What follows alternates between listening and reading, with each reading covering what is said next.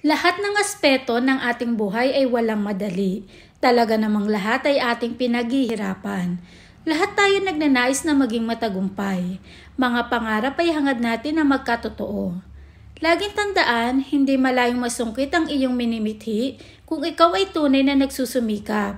Maraming pagsubok ang kakaharapin. Andyan ang di maiiwasan na madapa ka. Pero bumangon ka kaibigan at muli magpatuloy na tahakin ang hagdanan patungo sa tagumpay. Mahirap man sa umpisa, sa huli wala namang kasing saya. Kaya para maging matagumpay, huwag panghinaan ng loob sa naranasang pagkabigo.